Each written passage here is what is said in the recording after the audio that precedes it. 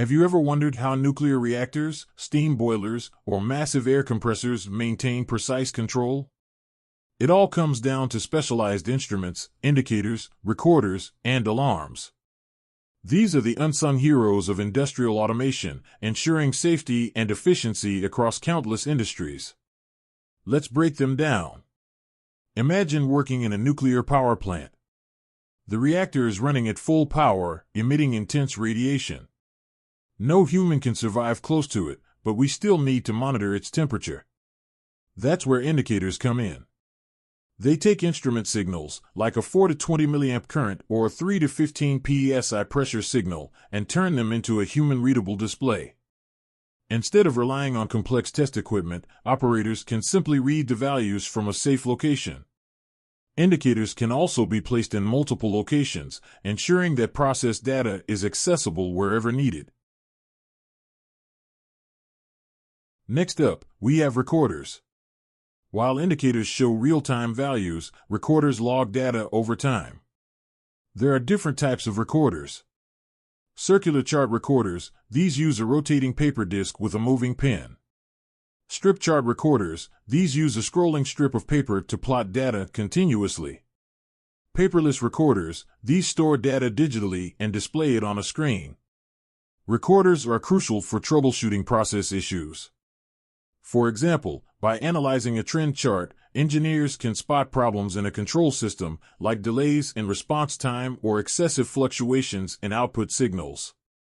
A well-functioning controller keeps the process variable stable. But if a recorder shows erratic output, it might indicate external disturbances, like fluctuating steam demand in a boiler. While indicators and recorders provide information, process switches and alarms take action when something goes wrong. A process switch is an on-off device that activates based on specific conditions. For example, in a compressed air system, a high-pressure switch, PSH, stops the compressor when pressure gets too high. A low-pressure switch, PSL, restarts it when pressure drops too low. An emergency high-pressure switch, PSHH, triggers an alarm if the system exceeds a dangerous threshold. Alarms can be directly linked to process variables or work through transmitter signals. Using transmitter-based alarm switches ensures flexibility, but if the transmitter fails, all alarms dependent on it may fail too. That's why some systems use independent process sensing switches for critical safety functions.